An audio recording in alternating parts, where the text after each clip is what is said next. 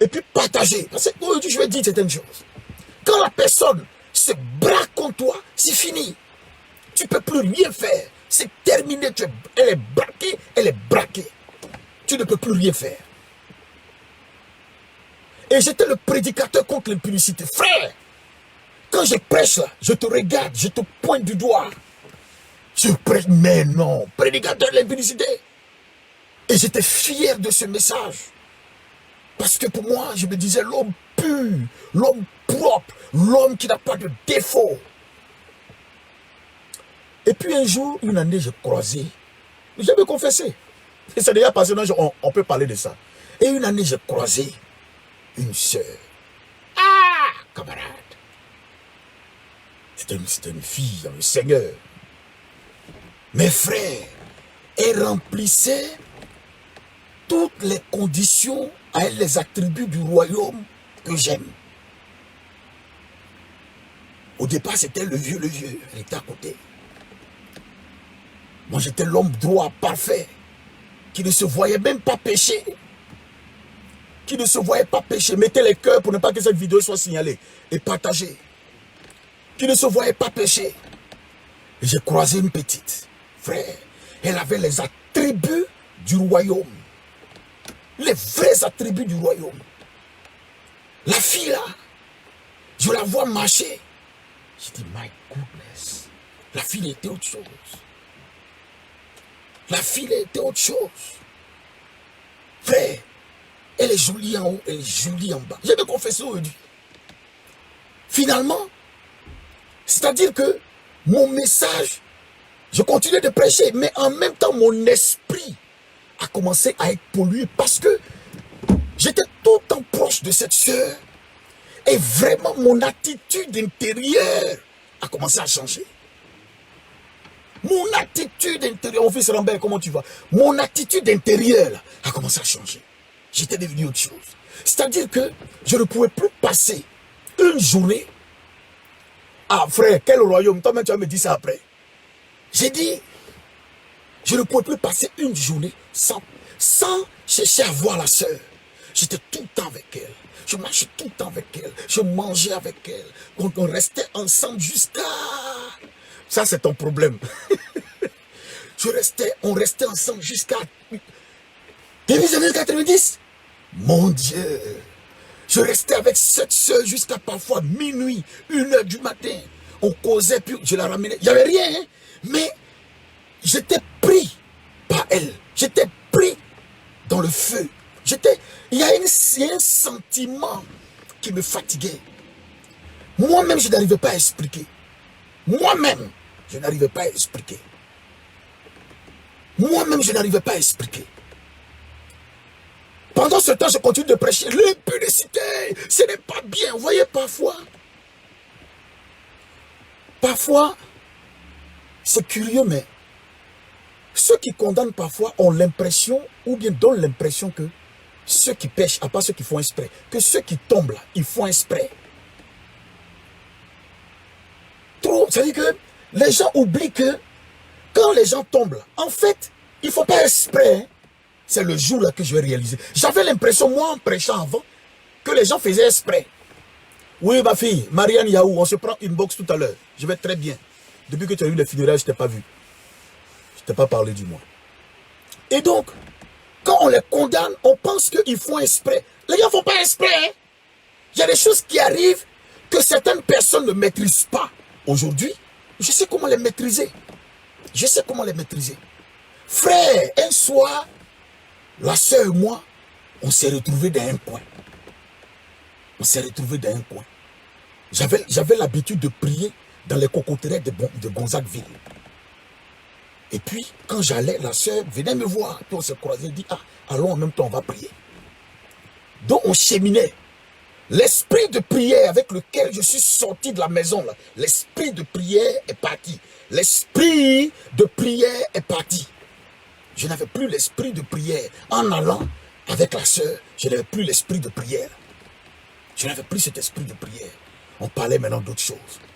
Et la sœur elle-même qui marchait avec moi, elle avait de telles prédispositions à ne rien refuser. à ne rien refuser. Je dis, ah. Donc je marche avec la soeur, on s'en va. Hein. Je marche avec la soeur, on s'en va. Et on arrivait sur le lieu de la prière.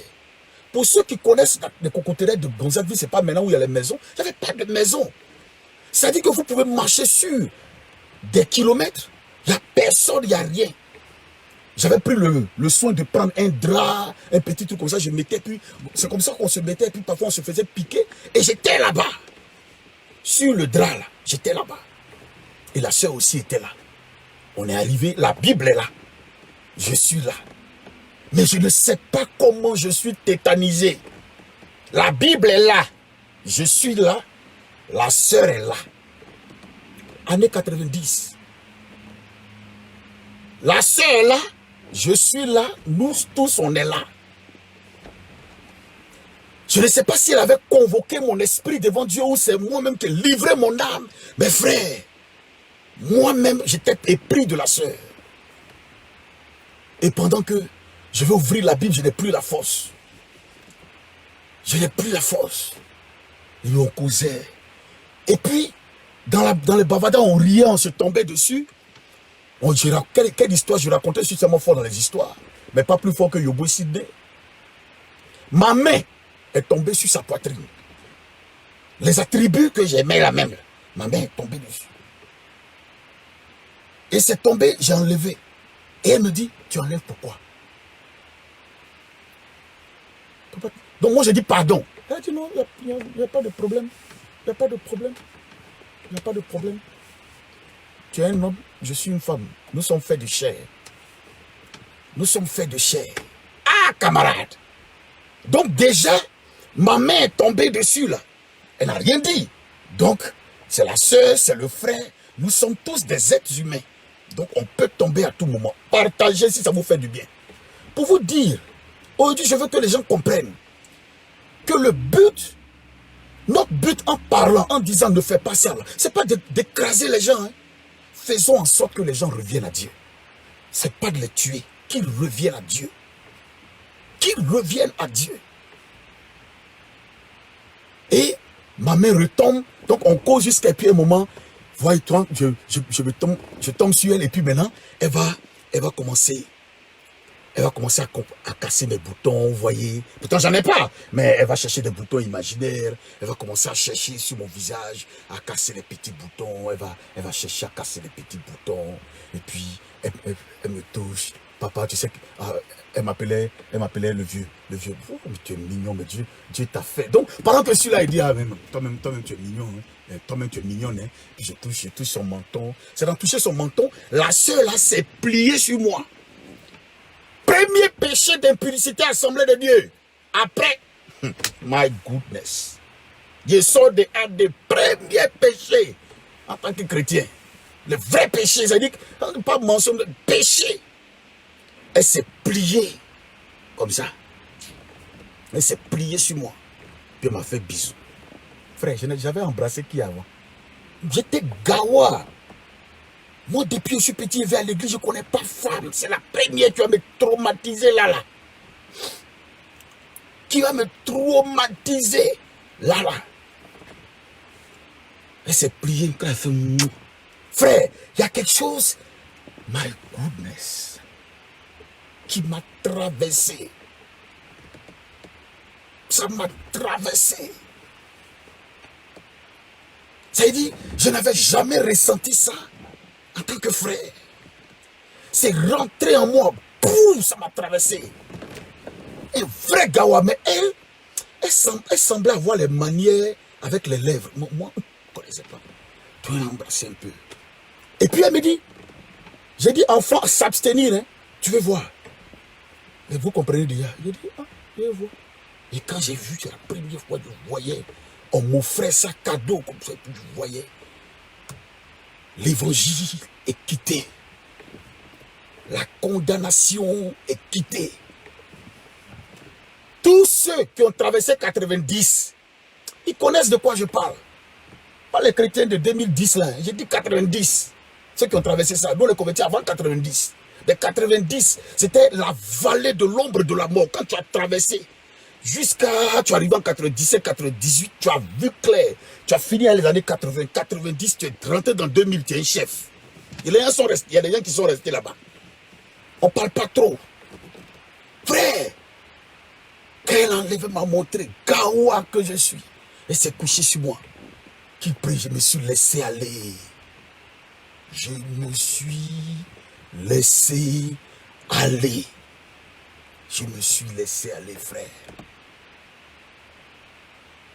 Le temps de me rendre compte, c'était la première fois que je voyais ça. Le temps de me rendre compte, je n'avais plus ma chemise. Le temps de me rendre compte, je n'avais plus mon pantalon. Le temps de me rendre compte, je n'avais plus rien. Je n'avais plus rien. C'est parti. Vous comprenez ce que je dis? C'est parti. Ça n'a même pas duré. C'est-à-dire le péché allait très vite. Au bout de 10 minutes, le péché était consommé. C'est fini. Le prédicateur du péché. Le prédicateur sur l'impunicité. Le prédicateur sur tout. Les attributs du royaume m'ont mis en respect. Les attributs du royaume m'ont mis en respect. M'ont mis en respect. Mais voilà, à terre.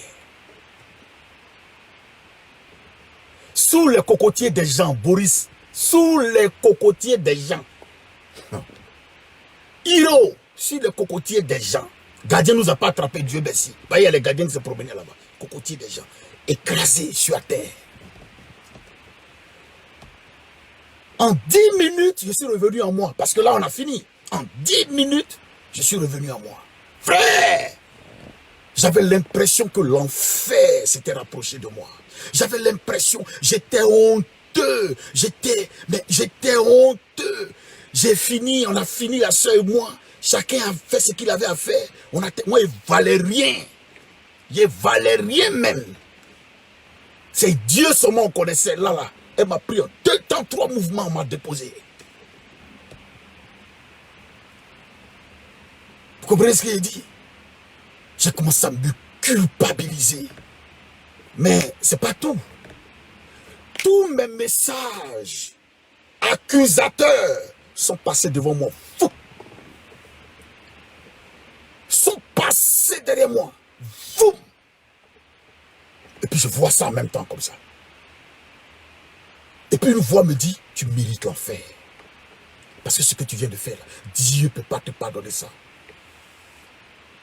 Dieu ne peut pas te pardonner ça.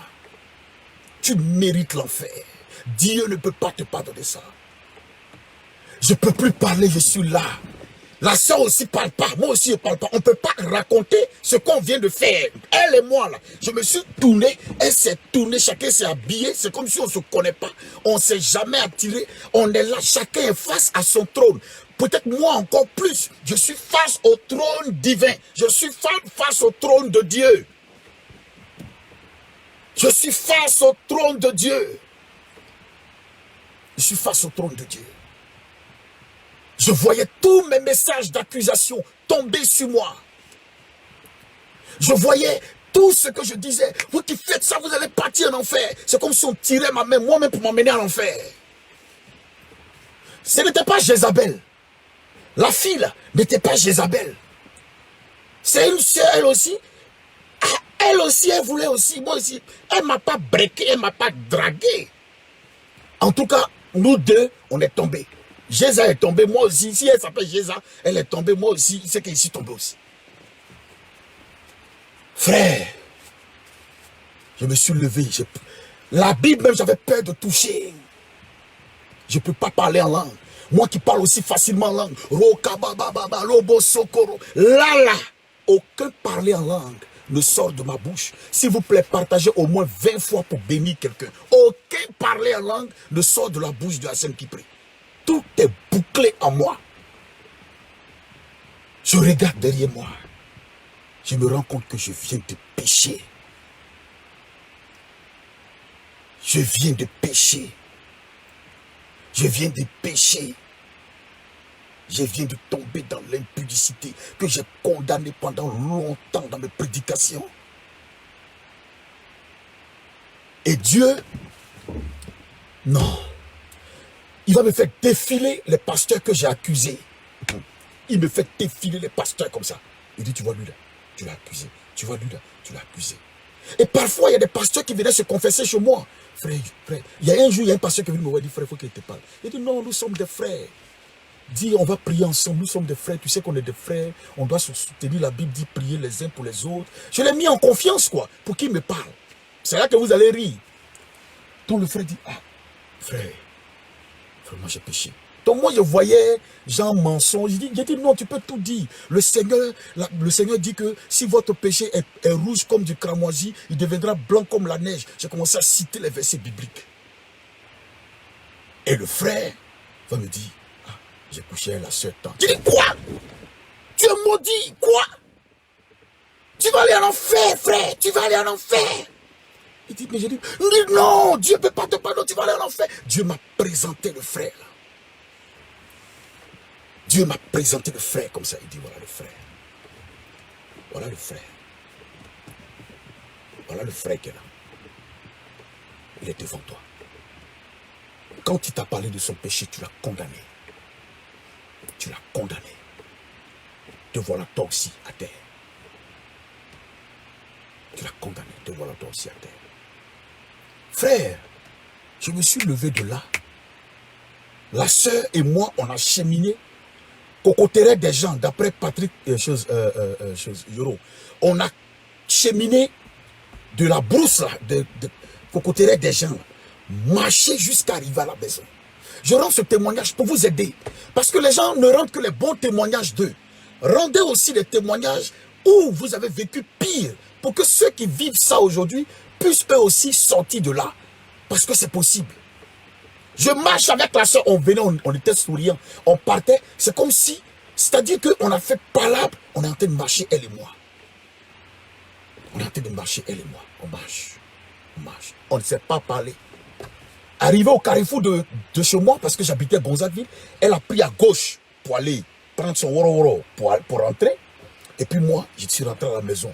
Mais je suis rentré, on m'a proposé à manger, j'ai dit je ne mange pas. C'est comme si je suis tombé malade, je voyais l'enfer. Frère, j'ai pleuré toute la nuit. J'ai pleuré toute la nuit. J'ai pleuré toute la nuit. J'ai pleuré toute la nuit. Je ne m'en sortais pas. Je veux prier, je ne peux pas. Je veux prier, je ne peux pas. Les gens qui maquillent leur vie là, non, non, il ne faut pas maquiller. Il faut laisser, tu as déjà fait. Il ne faut pas maquiller. Je pleure, je pleure, je pleure, je pleure. J'ai pleuré 3 jours durant. 3 jours durant. Pourquoi, Seigneur? Pourquoi m'as-tu abandonné? Pourquoi, Seigneur? Pourquoi mon corps a été livré au péché, Seigneur? Mon âme a été livrée à l'impudicité. Le diable a profité de mon corps. Le diable a sali mon âme. Le diable a sali mon être, Seigneur. Seigneur, j'ai péché. Seigneur, frère, j'ai péché. C'est comme ça. C'est comme ça que 3 jours après, j'ai fait une jeûne de 3 jours encore. 3 jours sans manger, c'était pas jeûne, c'était pleurs. Après, j'ai fait 3 jours pour demander pardon à Dieu. Mais après les 3 jours, ça veut dire, ma prédication était telle que je me demandais même si Dieu m'avait pardonné ce péché-là. La sœur et moi, on ne s'est pas vus pendant au moins 3 mois. Je l'évitais au maximum. Je la voyais en Satan, je la voyais. Mais quand je pensais à cette sœur-là, je voyais Satan direct. Partagez la vidéo, s'il vous plaît. Je voyais Satan en direct. Je ne voulais même plus la rencontrer. J'étais loin, ailleurs. Je vous dis la vérité. J'étais loin, ailleurs. Et puis après, quand ce phénomène est passé, quand le phénomène est passé, quand l'esprit de culpabilité a commencé à partir, le Seigneur va me dire une chose. Pourquoi as-tu pensé Pourquoi as-tu pensé un seul instant que ceux qui tombaient et que tu prenais la peine de condamner, pourquoi pensais-tu qu'ils faisaient exprès? Ils ne le faisaient pas exprès. Beaucoup d'entre eux ont lutté, ont bataillé et malheureusement sont tombés. Je ne te demande pas, et ça c'est Dieu qui me parle, hein, je ne te demande pas d'aimer le péché ou d'excuser le péché, mais de sauver le pécheur. Apprends à condamner le péché. Apprends à protéger et à sauver le pécheur. Ne le tue pas. Ne l'incrimine pas. Ne l'humilie pas. Ne le détruis pas.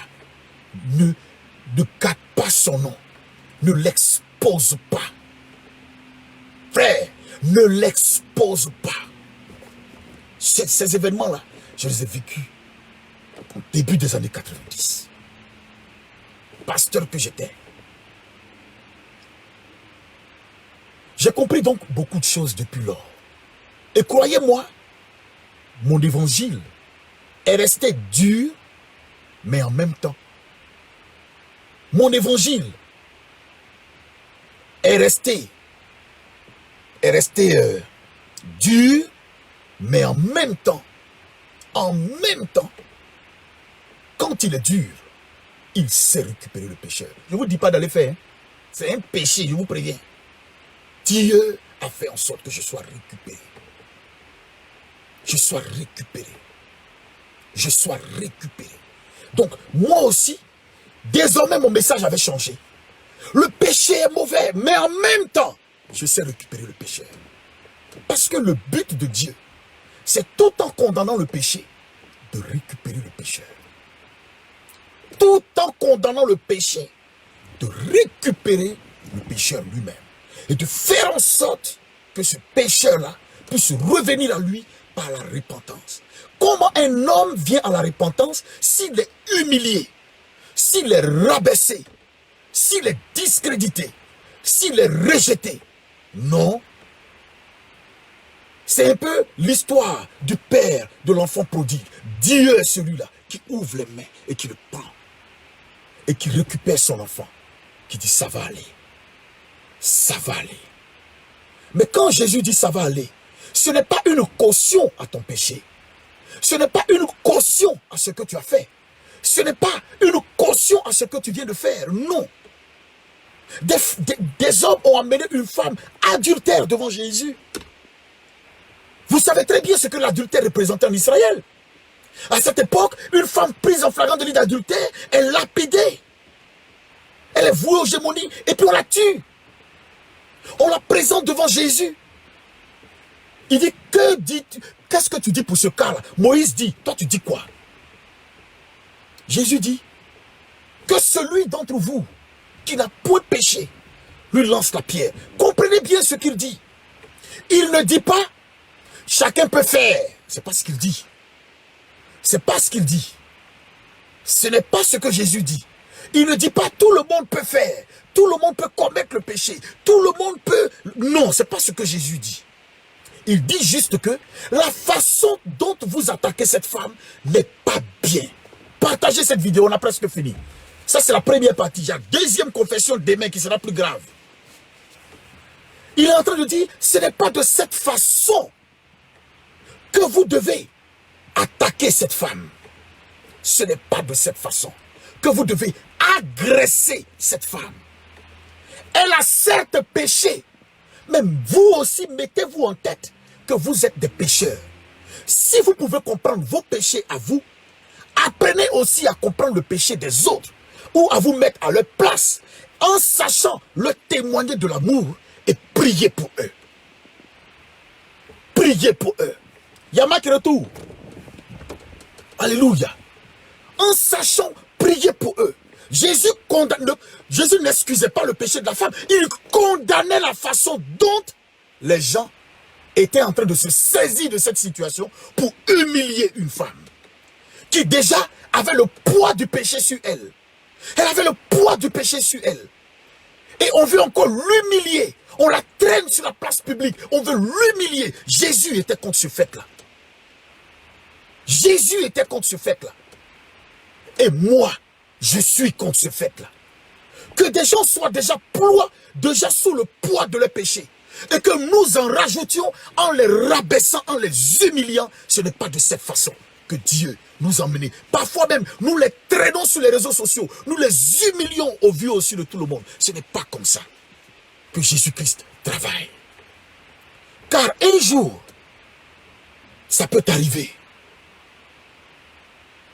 Ça peut t'arriver. Ça peut t'arriver à toi. Ça peut t'arriver à toi. Frère, ça peut t'arriver. Moi, je condamnais les gens. Sans même me mettre à leur place. La façon dont la chair m'a tourné, m'a retourné sous les cocotiers là. J'ai compris. Imaginez donc un frère. Moi, c'est même sous les cocotiers.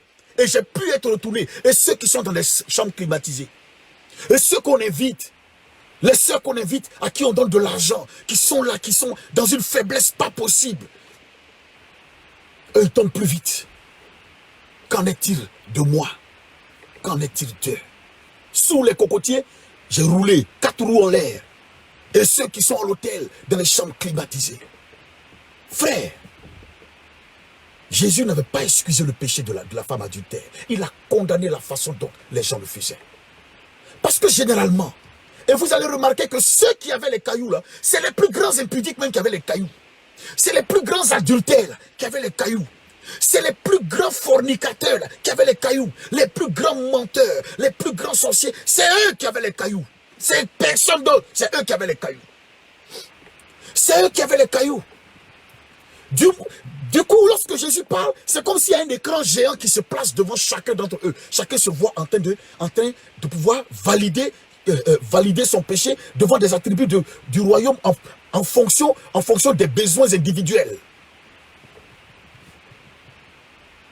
Vous comprenez ce que je dis? Chacun a jeté son caillou et il est rentré à la maison. Chacun a jeté son caillou et il est rentré à la maison. Chacun a jeté son caillou, il est rentré. Il n'y a pas un seul qui s'est arrêté. Pour vous dire que Dieu a passé au scanner la vie de chacun d'entre eux. Et il a trouvé que eux tous là, c'était des pécheurs. Et c'est eux qui sont chauds pour lapider la femme. Ça veut dire que eux, en fait, on ne les a pas attrapés en flagrant délit. Donc eux, ils peuvent lapider. Comme elles, on l'a attrapé. Mais il y a ceux qu'on n'attrape jamais. Il y a des gens là, qui sont comme des chats. Ils défèquent. On ne voit jamais leur truc où ça y est. Donc ils pêchent. Mais comme on ne les a pas encore attrapés, ils le font. Mais on ne les a pas encore attrapés. Ils sont zélés. Penses-tu un jour que les gens vont être cléments envers toi le jour où tu vas tomber? Ce péché-là, je n'ai pas confessé à un frère. Parce que la plupart des frères avec qui je marchais à l'époque, au début des années 90, j'avais déjà condamné. Je ne peux pas leur dire mon péché là. Je ne peux pas leur dire ça. Je ne peux pas leur dire ça. J'ai caché. Mais devant eux aussi, ils ont constaté que mon message avait changé et je ne pouvais plus dire, je ne peux pas faire ça parce que je me tapais la poitrine. Moi, chercher femme, je ne suis pas prêt. Non. Un jour même, j'ai osé dire, si moi je tombe, que Dieu prenne mon âme. Hein? J'ai dit, si je pêche là, si moi je cherche femme, que Dieu prenne mon âme. Je vous dis, hein, j'ai dit ça bien même. Si je pêche, que Dieu prenne mon âme. Que Dieu prenne mon âme. Imaginez sur l'instant que Dieu prenne mon âme sous les cocotiers. Sous les cocotiers. J'ai donné problème à la sœur. On a donné problème au gardien de cocoterie là. On a donné problème. Voilà ce que j'essaie de vous dire. Le péché est mauvais. Mais Dieu aime le pécheur. Dieu aime le pécheur. Essayons d'être cléments et de manifester plus d'amour. De manifester plus d'amour envers nos frères. Et l'amour, l'une des caractéristiques, c'est que ça couvre une multitude de péchés. Non, on ne dit pas que ça cautionne une multitude de péchés. Voyez bien le jeu de mots. Ça couvre une multitude de péchés. C'est-à-dire que je peux reprendre le frère, mais je ne vais pas l'humilier et l'exposer. C'est ça que ça signifie. Je ne vais pas l'humilier et l'exposer. Parce que je vous dis, quiconque est humilié se braque. Quiconque est humilié, automatiquement, il se braque. Ebi, Jean Kwasi, je suis à toi tout à l'heure. Je suis à toi tout à l'heure. Yako à toi, je suis à toi tout de suite. Je vous dis la vérité. Je vous dis la vérité, frère. Je vous dis la vérité. Quiconque est humilié se braque tout de suite. L'amour couvre. C'est pourquoi vous me voyez dur. Mais jamais je n'indexe. Parce que je sais ce que c'est. Je sais ce que c'est. Je suis passé par là. J'ai expérimenté les profondeurs, les tréfonds du péché, l'odeur de la saleté du péché. Je connais ça. Ma vie a basculé en quelques secondes. Mais je n'avais pas vu la sœur 3 mois. Mais quand on s'est revu là, frère, je ne sais pas, j'avais pris toutes les résolutions du monde. Un cataclysme s'est arrivé encore. Ça commençait à devenir autre chose. Je suis rentré dans 21 jours de jeûne, demander délivrance. Parce que là, ça devenait sérieux. Et j'avais compris la leçon. Jusqu'à ce que maintenant, en la voyant, plus rien ne se passe. C'est fini. Soyez clément avec les gens. Je vois des gens sur les réseaux sociaux. Les sœurs. Vous les voyez commenter les vidéos. C'est eux les pécheurs là. Pourtant, toi-même la sœur là. Tu as 2 gars. Et c'est toi qui oses venir te baisser sur les réseaux sociaux. Et vous n'insultez pas n'importe qui. Hein. Vous insultez des pasteurs. Vous faites des posts pour les insulter. Vous faites des posts pour les humilier. Et vous osez même dire, on va dire vos noms. Et puis ça vous donne quoi? Quand toi-même, on te trouve à l'hôtel, on dit ton nom. Quand toi-même, tu te secoues dans les coins, dans les couloirs, quelqu'un a dit ton nom une fois. C'est toi qui veux dire le nom des gens. Toi-même, on dit ton nom. On dit ton nom. Pourquoi les gens sont si méchants quand il s'agit du péché d'autrui? Alors que vous pouvez parler durement tout en protégeant le frère ou la sœur. Je les vois. J'en ai même certains qui sont rentrés dans mes boîtes à l'époque et qui voulaient m'instrumentaliser pour attaquer les gens. Papa, on t'a envoyé le dossier des pasteurs. J'ai dit, je ne suis pas le FBI. Déjà, le niveau où je suis, ce que j'ai comme information peut mettre un pays en guerre. Ce que j'ai comme information, on m'appelle l'esprit là, c'est pas pour rien. C'est pourquoi je ne parle pas. C'est pourquoi un homme comme moi doit s'arranger à ne pas parler beaucoup et à ne pas s'énerver sur les réseaux sociaux. C'est pas bon. Parce que si tu t'énerves, il y a des secrets que tu es tenu de garder. Tu risques de parler alors que tu aurais dû te taire et ne pas parler. Et la conséquence de ça, là, tu ne peux plus rattraper. Donc, tu es énervé, mais tu préfères te calmer pour ne pas faire sortir certaines choses. La femme d'un ami, un jour, je passais à Abidjan. Et puis, je l'ai vu avec un gars, elle est mariée, en train de s'embrasser. Puis il me s'est approché. Il a dit son nom. Quand il m'a regardé, je l'ai giflé. Bah! Femme d'un ami pasteur. Puis le gars a tracé, parce qu'il s'est dit que c'est moi le mari, il a tracé, il a fui. Je suis venu en zigueille façon là. Bah! Il est giflé. Puis le gars a fui. Puis il est tapé encore. Ça a laissé une trace là, mais de toute façon, je l'ai giflé avec une colère pas possible. Et puis, moi je suis parti. Elle est rentrée à la maison. À peu près 2 heures après, j'arrive là-bas. Et puis il me dit, ah frère, ma femme a été agressée par un gars, ils l'ont giflé sur la route, ils l'ont giflé, il y a des traces sur sa joue, ils l'ont giflé. Je dis, ah bon, qui l'a giflé? On dit non, elle dit non, que des gens l'ont agressé. J'ai dit, oh, puis il est plus, ah, chérie, oh, mais les bandits aussi. Les bandits aussi. Ils exagèrent. Une femme sans défense comme ça, ils vont l'agresser. Et puis, je lui ai fait la collade. Ça va aller, laisse tomber. Et puis on a mangé, moi je suis parti. Jamais il n'a su. Jamais je ne lui ai lancé ça au visage. On se voit, on ne parle pas de ça. Un point, un trait. Il ne sait pas, elle ne sait pas, personne ne sait. On est comme ça, c'est fini. Point final, l'affaire est enterrée. Vous savez pourquoi? Parce que je suis passé par là. Avant, j'allais prendre photo pour aller montrer.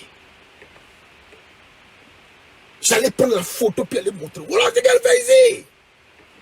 Et après, on divorce la sœur. Tu as gagné quoi? Rien. Rien. Rien. Vous comprenez ce que je dis? Frère,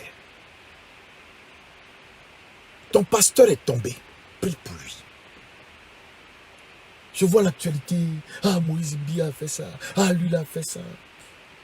Ça peut être toi. Moi, je n'excuse rien. Mais je dis, en même temps que nous condamnons, prions pour les gens. Prions pour les gens. Je vous dis la vérité, hein. Prions pour les gens. Parce que nous ne savons pas ce que demain nous réserve. Donc, prions pour les gens. Prions pour les gens. Ma sagesse aujourd'hui vient. Ma sagesse aujourd'hui vient de ce que j'ai vécu et traversé. De ce que j'ai vécu et traversé. J'ai traversé des situations, peut-être que des enfants ne vont pas traverser. On m'a appelé le roseau. Parce que je me suis retrouvé dans les tréfonds du rejet. Même mes fils spirituels m'ont abandonné dedans.